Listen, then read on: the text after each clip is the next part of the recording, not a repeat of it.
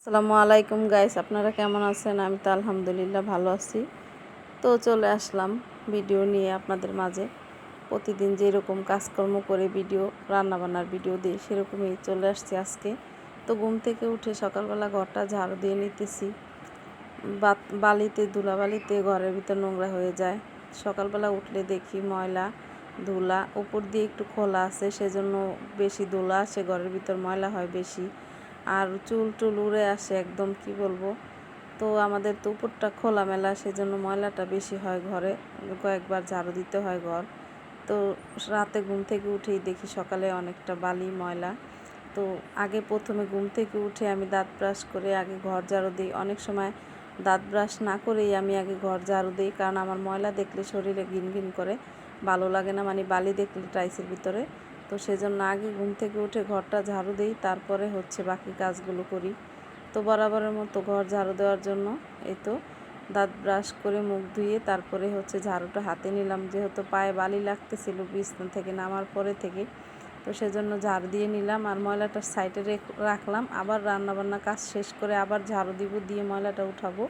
তো চলে আসলাম রান্নাঘরে কাজ করার জন্য। আর এই ফাঁকে হচ্ছে অফ ক্যামেরায় আমি প্লেট বাটিগুলো সবগুলো ধুয়ে পরিষ্কার করে নিছি। আর এখন পুঁই শাক রান্না করব। শাক সবজি তরি তরকারি সব কিছুর দামটা আবার বাড়ছে প্রচণ্ড। পেঁয়াজ আলু, মানে কী বলবো, সব কিছুর দাম এতটা নাগালের বাইরে চলে গেছে, অনেকটা দাম বাড়ছে। মানে এখন তো কি আর করা, খেতে তো হবে, দাম বাড়ুক আর যাই করুক। আর আমার ফ্রিজটা হচ্ছে নষ্ট হয়ে গেছে এখন, সেজন্য ফ্রিজে যা কিছু আছে সব কিছু খেয়ে হচ্ছে ফ্রিজটা একদম খালি করব, করে তারপরে হচ্ছে ফ্রিজটা ঠিক করব। এর আগে 2বার নষ্ট হয়েছিল, ঠিক করছি। এখন আবার একটু গ্যাস কমে গেছে, তো গ্যাস কমে গেছে, নিচেরটা ঠান্ডা হচ্ছে না, আর ডিপটা এক সাইডে ঠান্ডা হচ্ছে, আরেক সাইডে হচ্ছে না। তো যেই লোক ঠিক করে দিয়ে গেছিলো ওনাকে আবার খবর দেওয়া হয়েছে। তো উনি বলতেছে ফ্রিজটা পুরোটা খালি করেন, তারপরে হচ্ছে এসে দেখে যাব। তো এই ফ্রিজটা পুরোটা খালি করব, তারপরে ডিপ ফ্রিজটা আছে সেটা চালু করে দিব। সেই ফ্রিজটা হচ্ছে আমাদের দোকান আছে, দোকানে দিয়ে দিচ্ছিলাম আমি, তো দোকান থেকে নিয়ে আসবো ডিপটা, এনে ডিপে রাখবো। আর এই ফ্রিজটা হচ্ছে পরিষ্কার করে তারপরে হচ্ছে ঠিক করে নিব।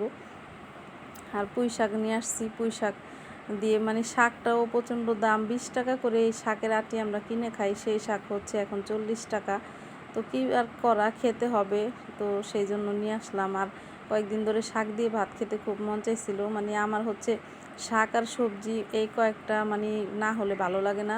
মাংসটা একদিন খাওয়া হলে পরের দিন আর খেতে ইচ্ছা করে না, মনে হয় যে কত বছর হয়ে গেছে শাক দিয়ে ভাত খাই না, এরকম লাগে। তো আমি হচ্ছে শাক আর সবজি তরকারি পছন্দ করি। তো এখন তরকারিটা বসাবো। কয়েকটা কাঁঠালের বিচি আর আলু নিয়ে নিছি সাথে, শাক দিয়ে কয়েকটা কাঁঠালের বিচি দিলে একটু আঠালো হবে, ভালো লাগবে খেতে। এতে এখন সিজন, সেজন্য কাঁঠালের বিচিটা দিতেছি। তো সব সময় তো পাওয়া যায় না।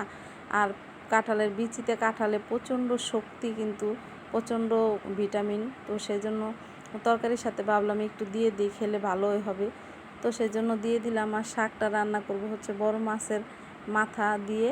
তো বড় অনেক মাছটা, তো সেজন্য হাফ মাথা দিলাম, আর হাফ মাথা আমি আরেকদিন মিষ্টি কুমড়া দিয়ে খেয়ে নিছি। তো হাফ মাথা দিলাম, এটা দিয়েই হয়ে যাবে, শাকটা মিশে অল্প একটু হবে। তো সেজন্য ভাবলাম এই অর্ধেকটা মাথাতেই আমার হয়ে যাবে, তা না হলে মাথা আছে দিতাম, কিন্তু একটুটুকুই আমার হয়ে যাবে, সেজন্য দিলাম না। তো এই তো সব মশলা দিয়ে দিলাম, আর পেঁয়াজ কুচি, রসুন কুচি, কাঁচামরিচ দিয়ে দিছি, হলুদ মরিচ ধনিয়া দিয়ে দিছি। শাকে তেমন বেশি মশলা লাগে না। আর আমি হচ্ছে আদা রসুন, অনেকেই সব তরকারিতেই খায়, আমি হচ্ছে সব তরকারিতে আদা রসুনটা খাই না, আমার কাছে ভালো লাগে না কেন জানি। বড় মাছ রান্না করলে, ভুনা করলে, অথবা এই মাংস টাংস রান্না করলে দেই, তাছাড়া দেই না। তো এখন এই যে মাথাটা দিয়ে দিলাম, একটু কেটে নিছি, দিয়ে দিব, দিয়ে হচ্ছে একটু পানি দিয়ে এই যে কষিয়ে তারপরে হচ্ছে কাঁঠালের বিচি আলুর শাক দিব। তো এখন একটা প্লেট দিয়ে ঢেকে দিব। তো ঢাকনাটা হচ্ছে হাতের কাছে পাইতেছি না।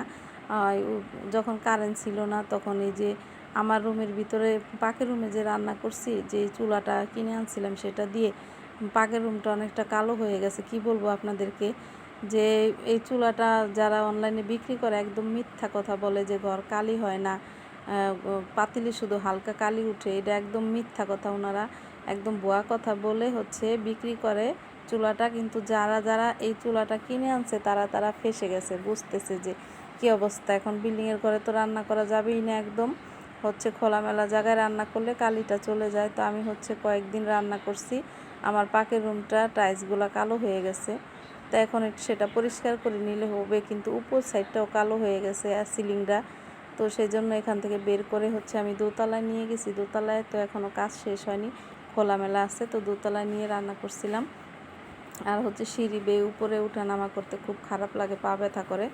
সেজন্য ওর বাবা বলছিল যে থাক, আর ওইটা রান্না করতে হবে না, থাকুক, তুমি কারেন্টের চুলায় ঘরে রান্না করো। তো এই চুলাটাতেই ঘরে রান্না করি এখন। তো সেজন্যই এখানে বসিয়ে দিলাম শাকটা। তো কাঁঠালের বিচি আর আলুগুলা দিয়ে হচ্ছে সম্পূর্ণ শাকটা দিয়ে ঢেকে দিলাম।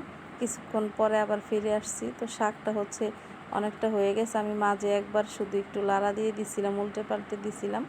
তো এখন হচ্ছে দেখুন অনেকটা পানি উঠছে, আর আমি কিছুটা পানি দিছি কারণ ঝোল রাখবো। এই পুঁই শাকটা হচ্ছে মাছের মাথা দিয়ে রান্না করলে অনেক মজা হয়, আর আমার ঘরে হচ্ছে আমিও খাই। আর এই যে বড় বড় কাঁটাগুলো হচ্ছে আমি হাত দিয়ে তুলে নিতেছি। আপনারা কিন্তু এটা করতে যাবেন না, কারণ সবাই এটা করতে পারবে না। হাতে ভাপ লাগলে দেখা যায় হাতটা পুড়ে যাবে, ঠোঁয়া উঠবে। তো আমি হচ্ছে সাবধানের মতো আমি এটা করে নিলাম, যে কয়েকটা বড় বড় কাঁটা, এগুলাতে হচ্ছে কিছু নাই। তো সেই কাঁটাগুলা দেখতে ভালো লাগে না আমার কাছে, সেজন্য আমি হাত দিয়ে উঠিয়ে ফেলে দিলাম। তো যাই হোক, লাড়া দিয়ে দিলাম উল্টে পাল্টে। একটা উল্টে পাল্টে না দিলে হচ্ছে শাকটা আবার উপর পিঠ হবে না, নিচেরটা হবে। আর এখানে কাঁঠালের বিচি আর আলু দেওয়া হয়েছে, সেজন্য একটু ভালোভাবে লাড়া টাড়া দিয়ে দিতে হবে। তো এই তো শাকটা দেখুন কতটা ঝোল। তো একটু ঝোল ঝোল রাখলে ঝোলটাই ভালো লাগে, শাকের ঝোল করে খেলে কিন্তু ভালো, কারণ ভাজি শাক থেকে আপনার ঝোল শাকের তরকারিটা কিন্তু ভালো বেশি। ডাক্তাররা কিন্তু বলে থাকে যে শাকটা ঝোল করে খেলে সবচেয়ে বেশি ভিটামিনটা পাওয়া যায়, আর ভাজি করে খেলে তেমন একটা পাওয়া যায় না, গ্যাসের সমস্যা হয়। সেজন্য ডাক্তাররা বলে শাক সবসময় ঝোল করে খেতে। আর এই তো কালকে মাংস রান্না করছি, তো মাংসের তরকারি অনেকটা আছে। তো যাই হোক, ভিডিওটা কেমন লাগলো কমেন্ট করে জানাবেন। ভালো লাগলে লাইক দিয়ে দিবেন, শেয়ার করে দিবেন, সাবস্ক্রাইব দিবেন। আর পেজে দেখে থাকলে ফলো দিয়ে লাইক দিয়ে সাথেই থাকবেন। তো এই তো মাংসের তরকারিটা কড়াইতে ফ্রিজে রেখেছিলাম, ডিপ থেকে বের করে নিছি, যেহেতু আমার নর্মালটা নষ্ট হয়ে গেছে, আর বাইরে রাখলেও তরকারিটা নষ্ট হয়ে যাবে। সেজন্য ফ্রিজে ডিপে রেখে ডিপ থেকে বের করে নিছি। তো অনেকটা গরুর মাংস আছে। সবাই ভালো থাকবেন, আল্লাহ হাফেজ।